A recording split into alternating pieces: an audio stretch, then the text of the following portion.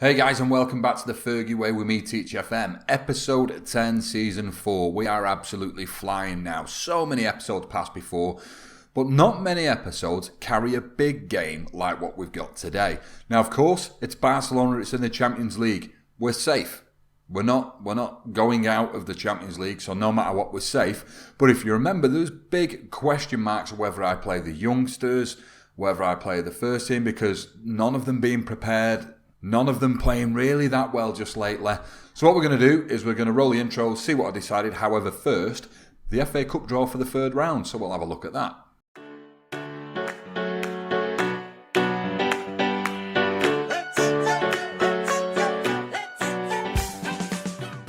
So as I say, it was timed perfectly to have the draw for the FA Cup third round. So I'm not going to draw each team because, as you know, it is absolutely massive this round. So we're just going to draw all teams. Have a quick look at who we get. Crystal Palace, obviously a Premier League team, so we probably could have got a little bit of a better draw for maybe a real small club. It would have been nice to go out their way or have them come our way, earn themselves a bit of money, but it's not the case. So Palace in the next round of the FA Cup. Nice one. So thanks for all the interaction just lately, guys. Obviously me asking the questions, provoking the answers. It's been awesome. I've got a question for you today. If you've been playing for it, in fact, it doesn't matter whether you've been playing FM for a while or not, but of all the years you've been playing the game, who do you remember as being your best signing? Preferably not a regen. So preferably someone who was on the game to start with, but who's been your best signing and why has he been your best signing? I've got a couple, but one that always springs to mind is it was around about, I think it was 07, 08, something like that, or 06 it might have been. Henri Servette used to be able to sign him for Bordeaux. He cost nothing. He was a youth at the time. It was only compensation. And he used to turn into an absolute unit. He was so good. It was almost like cheating. Signing him for nothing at the beginning of the game was almost like cheating. He used to play with a couple of friends at the time. We used to sit around the same computer. And it was almost like we go into a game and we'd just say, do you know what? Before we start the game, no one's allowed Servette, because whoever got him, it would just turn you into a world-beating team, because he was like a one-man fucking army. So yeah, who have you guys signed over the years? Who's the one that always sticks in your mind as one of the best signings you ever made on Football Manager? Whether it be for a small team, big team, and who was it, and how did they do, and why are they that sort of important in your memory? So yeah, shove it in the comments, guys. So as you know, last game out it was against Chelsea in the FL Cup, and we lost 3-1. Because we were hoping the young guys who had already done the do when we played Bâle in the Champions League were going to go ahead and then destroy Chelsea. It never happened, and I was a little bit concerned about that. Now, needless to say, we've only had one game, so there's not been a right lot of news. We are just going to take a look at the game that we've played since, and it was against Sunderland in the Premier League. A very, how do I put it? We should have won by more. As you can see, we had 17 shots on target down in the match stats there. We won 4-1. It was convincing, but to be honest, Rashford in particular probably had 2 or 3 more chances, which he really should have scored, I felt. But not just that, we were dominating the game from earlier on. Sunderland did nick a goal in the second half. It was down to a mistake by David De Gea. That's why he played a 6.4. Did tell him after the game that basically it wasn't good enough. But yeah, that was the only game we've played. Which basically means we're going to be on a short episode today, because I've got no more news to bring you guys. We've had our little discussion about what the question of the day is going to be. So without further ado, I'm going to go away, pick the team for the Barcelona game, which is, of course, happening in the Nou Camp, and we're just going to roll with it. So I'll see you in a second. So here we are then, match day at the Camp Nou. So Barcelona lining up as they have done in the past. Now, it's worth a mention that as much as Barcelona have lined up in this fashion, this 4-1-4-1, it has worked for other teams. It's punished us when we've played Tottenham. It's also punished us when we played Manchester City. But Barcelona have never managed to take a win from us, and I'm hoping that's going to remain the same today.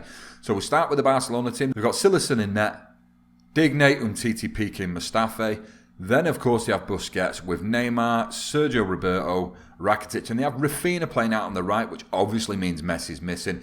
And then they have Suarez up top. Now, we're in the 4th season, so Suarez must be getting on a bit. 32-year-old, but look at the stats. I mean, okay, from a lad who's normally quite quick, he's losing his pace and his acceleration, but his stats are ridiculous.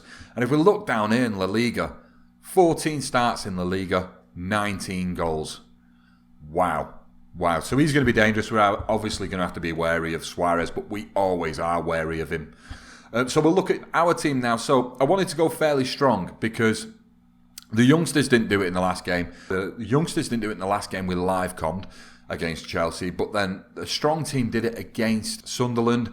So I've switched out a couple of players in positions, but nonetheless, here's how we line up. So we've got De Gea in net, Alaba, Smalling, Baye, Sidibe. So an old school back line here for the Fergie way. Obviously, because Barcelona are going to be quite dangerous coming forward, I wanted to put the experienced players at the back.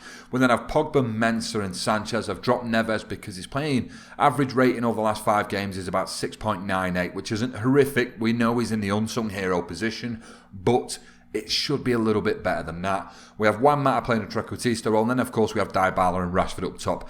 We are of course still without Martial. He's just back into sort of training, as it were, but he won't be ready to play games just yet. And of course, Memphis has just been well off the boil this season. So come on then, Roy, we like a big game, don't we? What are you saying today?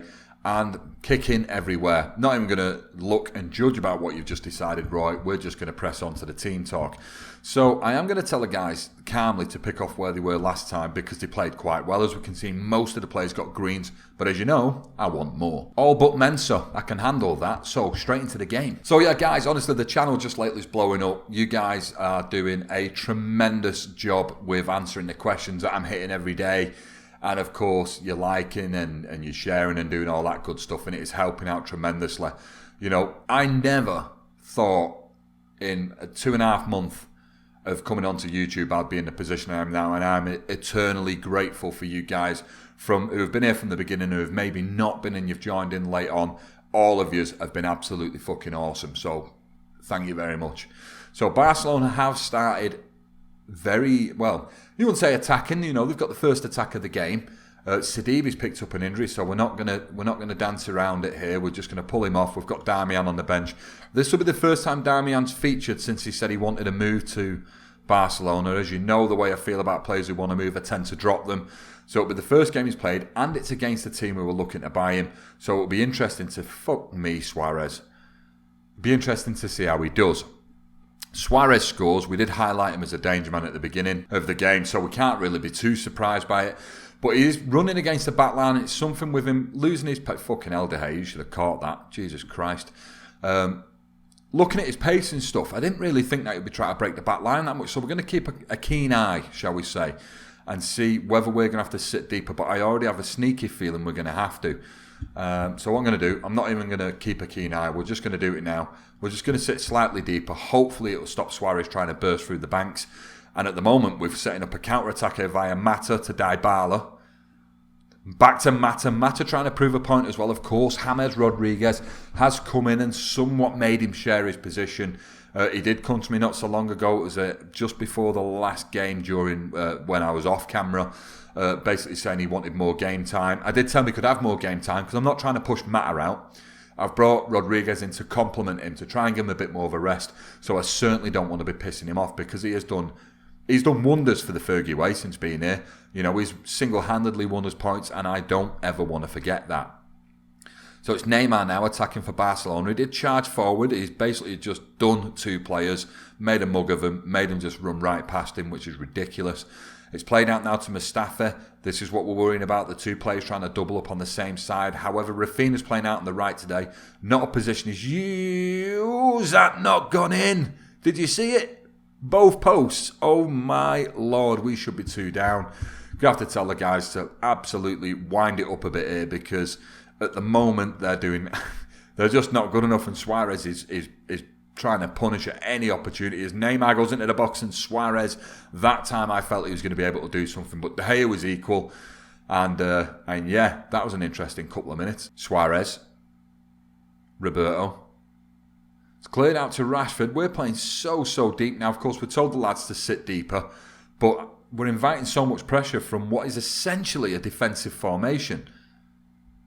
It's Dybala now to Pogba to Sanchez. Fossing Mensah to Pogba again. Rashford to Dybala. Dybala's trying to go it alone, and he has done. Silerson, it was hit straight at him, but when Dybala did them 2 players there, I felt it was going to be a moment of magic.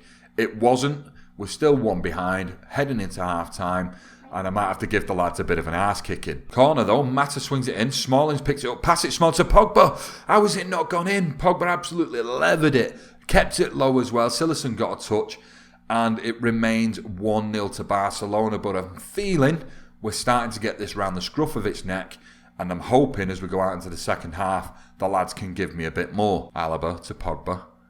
Plays it forward to Rashford, but Mustafi gets in there. We are on the first highlight. No fireworks going to be happening here, I don't think. There we go. But here's a real highlight now. Sergio whips in front of Mata, wins the ball. Suarez goes bombing down the right-hand side. Plays it into Rafinha. Rafinha tries switching the play to Neymar. Neymar gets it. Neymar tries beating De Gea at the near post. De Gea managed to get a touch. It will be a Barcelona corner. And we could have easily been 2-0 down there. Especially with FM17 and near post attacks. Neymar whips a corner in. Suarez arriving at the back post. Rakitic to Suarez again. Suarez hits one. It goes very, very wide. But Barcelona have come out with a little bit of vigour in this half. Sanchez to Pogba. Pogba plays it. Oh, look at all the space Dybala's got. Come on, son. Oh, God. We bought you for your clinical finishing, my friend. What is going on? Mata now whipping in the corner. Cleared by Umtiti as far as Rafinha. Rafinha does nothing but boot it backwards towards Alaba.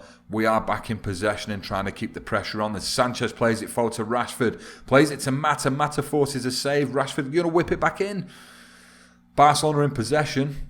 For a moment, cleared out for a throw-in by Sergio Roberto. So heading into the 56th minute, and I feel like we need to start making some subtle changes. So, I'm going to drop Pogba to a deep line playmaker. Sanchez is going to become a box-to-box midfielder. So we're going a little bit more defensive there. I'm also going to go to my instructions, and I want the guys now to start playing with a higher tempo, play it into space, we'll pass more direct. And also, we're probably going to make a change, and it is going to be Rodriguez for Juan Mata. So we're going to change Rodriguez to an attacking midfielder while we're here, and hope that we can get a little bit more potency at the top end of the field. Sanchez had a chance and that we'd not seen, which was my bad. Busy pissing around with the tactics, but I'm hoping that it's going to give us a little bit of something going forward. So I've got the guys in the middle now all sitting a little bit deeper. And I've also changed my attack midfielder to be an attacking midfielder on attack. And let's hope that the three guys up top can actually give us something now. It's Pogba to Mensah. It's Alaba now. Plays it to Rashford. Rashford's trying to cut inside. Gives it Rodriguez to Dybala. Dybala with a shot from distance. It goes straight towards Sillinson. And it's still fucking 1-0 Barca. And it's not what we want to see. We played the strong team because we wanted to play for the win. We don't necessarily need the win because we're through in the group, but we bloody well won it. It's Mensah now to Sanchez. Pogba plays it to Rashford, to Dybala. Dybala to Rodriguez. I think he might be offside, you know. It's not been given. Neymar is going to get the ball clear, but it's not going to go far. But the highlight is gone. So Renato Sanchez has picked up an injury, and Jesus Christ, it better not be a bad one. We are going to bring on Ruben Neves. We'll swap Neves for Fosu Mensah. Fosu Mensah can play box to box with a full green ring. You know me, I don't normally follow that green ring. I just look at a player's stats. But I know that Mensah will play the role well, regardless of what that little donut is saying to me. So 10 minutes to go. I'm going to switch it to attacking because, well, it doesn't matter. If we lose, we lose. If we win, bonus, we beat Barcelona. So if we can get something out of this game that just keeps the morale up, I'll be a happy man. It's Pogba to Mensah. Dybala now. Neves, back with Pogba to Rodriguez, out with Alaba now, whip it in Alaba, to Rashford at the near post, comes back off the post, and somehow we have not managed to get an equaliser there, and I really don't know how. It's Mustafi now, we are in the final highlight, it's just going to get picked up by us and cleared, full time, and I think, possibly, for the first time on the Fergie way, we've had back-to-back defeats on live comms, and for me, that's depressing, and it can't be great for you guys. I mean, so there we go then. Let's go check out the schedule. All a little bit deflated and pissed off and all the rest of it. We'll go look at the schedule, see what's going to happen in tomorrow night's episode. However, before we look at any episodes, there's a little matter of two injuries right here and right now. I'm going to look away. We've done this before and it shafted me. Pogba got injured for 4 months. I don't know what Sanchez's injury is yet, but you do. I don't know. I'm not going to look yet. There's Sidibe's injury. How bad are they? Not horrific. Not horrific. Okay, 4 weeks for Sanchez. Not great. But from a European perspective, he'll be back for Europe. And of course, Sadiba, 9 to 12 days, no biggie. So now we will head to the schedule. So as I look at the schedule, guys, I think it is pretty obvious where we've got to come back. We've got to come back for Tottenham. So I've got 4 games to play between now and tomorrow night's episode. Crystal Palace, Burnley, QPR and Everton. I'll be brutally honest, I'm hoping to pick up 12 points across those fixtures. None of them should give us too much grief. However, been a little bit shaky this year, haven't we? So we will be back for Tottenham at home in tomorrow night's episode. Once again, guys, channel growth, massive. You guys have been absolutely fucking awesome.